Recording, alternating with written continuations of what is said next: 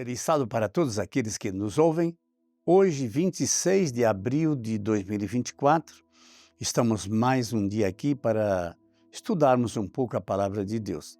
E hoje nós temos um tema, o castigo que nos traz paz.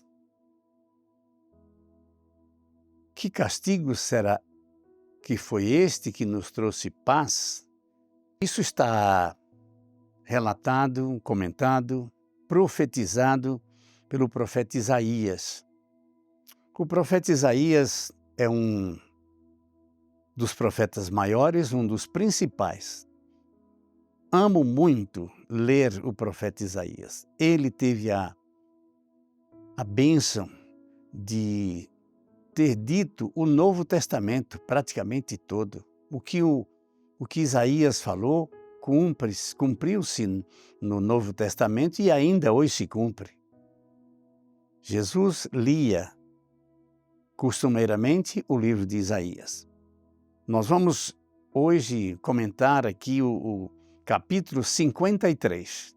Todo o capítulo 53, que é do 1 até o 12, são apenas 12 versos, mas que eles têm uma profundidade muito grande. O castigo que nos traz a paz foi o castigo que nós merecemos, mas que Jesus tomou sobre si as nossas dores para que nós fôssemos salvos, aceitos pelo Deus Pai. Vamos orar. Eterno Pai, muito obrigado. Profundamente somos gratos porque o Jesus morreu em nosso lugar. Pai, Filho e Espírito Santo unidos resolveram salvar o homem do pecado. Nós somos, Pai Santo, estes que fomos salvos do pecado por Cristo Jesus. Senhor, como somos gratos e queremos lembrar, meditar, contemplar tudo isto que aconteceu naquilo que o Senhor nos livrou da morte eterna. Deus misericordioso, estamos aqui profundamente agradecidos pela paz que o Senhor conquistou, tendo um super castigo em sua vida. Eu posso imaginar, Senhor, quanto o céu se envolveu e ainda hoje se envolve para salvar nós pecadores. Nós queremos pedir ao Senhor uma bênção muito especial para que tenhamos o arrependimento, porque nós ofendemos a esse Deus extraordinário. Ajuda-nos, Senhor, para que possamos renascer, nascer outra vez agora para a vida. Tira de nós, Senhor, o opróbrio, através do sacrifício de Jesus, que nós sejamos sarados. Nós pedimos isso, Senhor. Todos aqueles que querem herdar a vida eterna em Ti, Pai Santo e Eterno. Em nome de Jesus. Amém. O castigo que nos dá, o que nos traz a paz. Isaías 53, de 1 a 12, começa dizendo assim: Quem creu em nossa pregação? E a quem foi revelado o braço do Senhor? Porque foi subindo como um renovo perante ele e como a raiz de uma terra seca. Não tinha aparência nem formosura, olhámo-lo, mas nenhuma beleza havia que nos agradasse.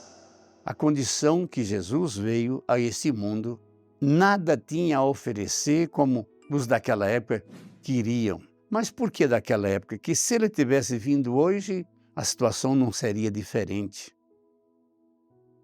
Porque olhavam para Jesus, o Salvador, e não viam nele nenhuma aparência de beleza, porque ele veio como um homem de dores, de uma maneira simples. Ele não teve a ousadia de nascer em um lar rico, ele nasceu numa estribaria, junto aos animais. Quem sabe o colchão que foi usado eram palhas, comidas de animais. Nasceu de uma virgem simples, acompanhada e desposada por um homem simples, pobre, que estava nas Escrituras já relatados. No verso 3 de Isaías 53 diz assim: Era desprezado e o mais rejeitado dos homens, homens de dores, e que sabe o que é padecer. E como um dos quem o homem esconde o rosto, era desprezado e dele não fizemos caso. Não foi fácil para Jesus, mesmo quando ele estava ali, principalmente na sua vida pública, quando começou, que começava a chamar um, outro. Não é relatado o que a família daqueles homens que o seguiram fizeram com os apóstolos. Vai seguir este homem? Que coisa estranha! Um homem que anda descalço, que tem apenas uma túnica, desfigurado, que não tem nada, não tem nenhuma casa, não tem onde cair morto. Você vai seguir esse homem? Os pais com certeza diziam, e os amigos e os irmãos, você é louco. E eles, silenciosos, silentes, mesmo assim o seguiram. É muito interessante, é maravilhoso quando a gente vê lá nos evangelhos a vocação de cada um daqueles ali. Porque lá está dito vocação, porque é o chamado. A vocação é o chamado de Deus. Mas interessante, meus prezados, é que nós também temos uma vocação. Deus também nos chama, Jesus nos chama através do Espírito Santo para termos uma missão. Qual é a sua missão? Qual é a minha missão? Sobretudo, ter um caráter impecável, perfeito, parecido com o de Cristo, porque nós somos imitadores de Cristo, para pregar o Evangelho, para representar no meio de um povo pecador, como nós somos todos, mas dar um testemunho de fé, de amor, de vitória. No verso 4 diz assim, certamente Ele tomou sobre si as nossas enfermidades, feridas, dores, sofrimentos e as nossas dores. Ele levou sobre si e nós o reputávamos por aflito, ferido de Deus, o oprimido. Que descrição pesada, cruel, pura, verdadeira. Mas ele foi traspassado pelas nossas transgressões e moído pelas nossas iniquidades. O castigo que nos traz a paz estava com ele, e pelas suas pisaduras, pelas suas feridas, fomos sarados. Porque foi o sofrimento de Jesus, a morte de Jesus, quem nos trouxe a vida. Aquele sofrimento era para nós, mas nós não tínhamos condições de pagar. A ofensa foi a um Deus teria que pagar. A ofensa foi feita por um homem ou por nós. Um homem teria que pagar. Por isso é que o mistério de Deus ter se tornado homem para poder pagar essa conta. Maravilhoso esse sacrifício. Nós não podemos imaginar o que acontecer ali. Ele tomou sobre si o pecado de todos. Eu vejo algumas pessoas até dizer assim, Adão e Eva, por que pecaram? Eles deviam não ter pecado, mas você sabia que a mesma provação que eles passaram, nós passamos hoje. Nós não somos obrigados a pecar. Nós sim temos a tendência pecaminosa, mas nós podemos fazer como Enoque, como Elias, que apesar dos pecados, mas ele se arrepende profundamente, o próprio Davi, que cometeu grandes pecados, mas ele depois sentiu que ofendeu a Deus. Eu pergunto, o nosso arrependimento é com medo das consequências do pecado? Ou é porque nós ofendemos a esse Deus extraordinário que nos salvou através de sua morte? Todos nós andávamos desgarrados como ovelhas, cada um se desviando pelo caminho, mas o Senhor fez cair sobre ele a iniquidade que era nossa.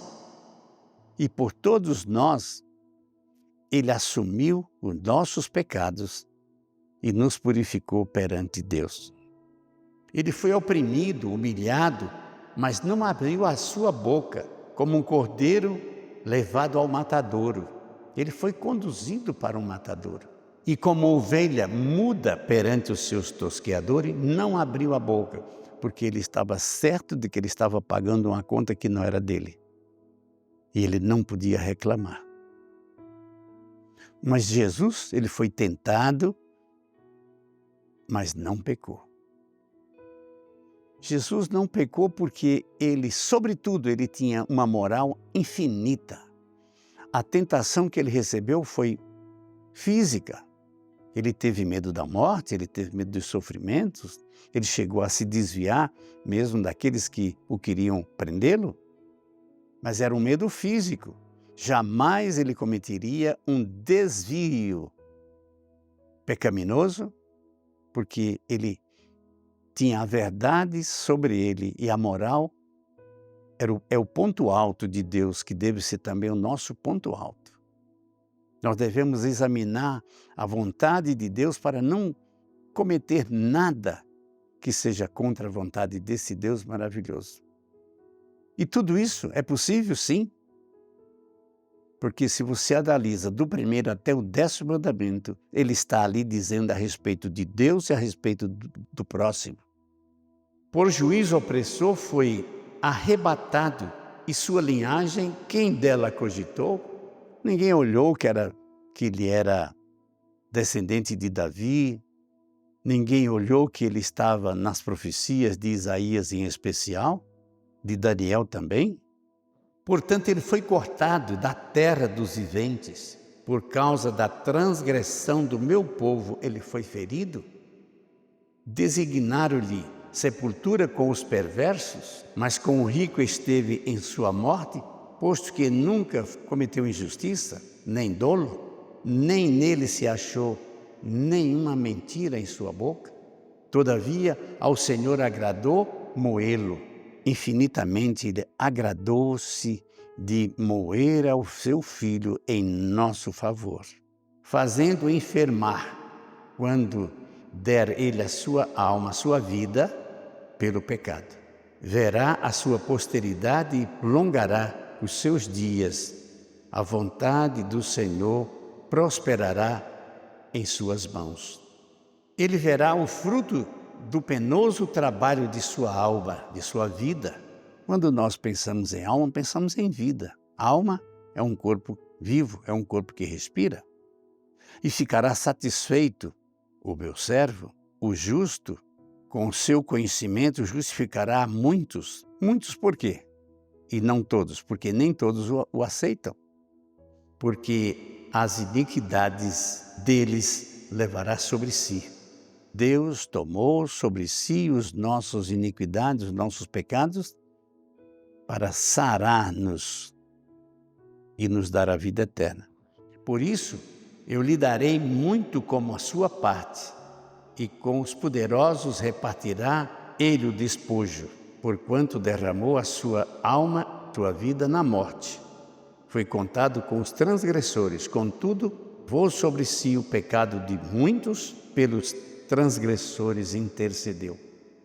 Essa intercessão de Cristo é profunda, é grande, e Ele prometeu ficar conosco todos os dias até a consumação dos séculos. E Ele está disposto a nos acudir a cada momento. Muitas vezes nós esquecemos disso. Mesmo quando nós estamos pecando, Cristo está nos segurando. Ele está nos atendendo, Ele está nos provendo, Ele está nos oferecendo o Espírito Santo para que possamos ter arrependimento, deixar a vida de pecados, e Ele sofre muito quando a gente resiste ao seu amor e vamos atrás do inimigo.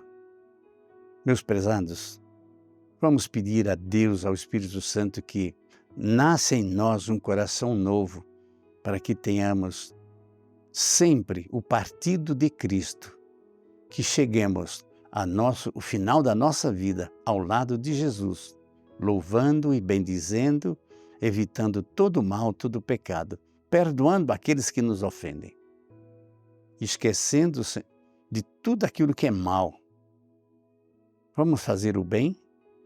Vamos amar a esse Jesus. É um pouquinho mais, ele está voltando.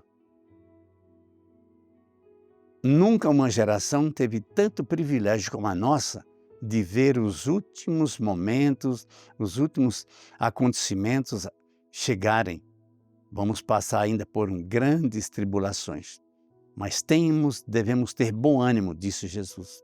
Ele venceu o mundo e nós também receberemos com ele essa vitória. Deus nos abençoe e nos guarde para que tenhamos a vitória final junto a Cristo. Vamos orar. Eterno Pai, estamos aqui agradecidos porque o Senhor é bom e a sua misericórdia dura para sempre. Em nome de Jesus, nós pedimos agradecidos e desejamos a todos vocês, meus prezados, um feliz sábado, que possamos meditar em todas essas coisas. Nós pedimos tudo isso em nome de Jesus. Amém. Feliz sábado para todos nós.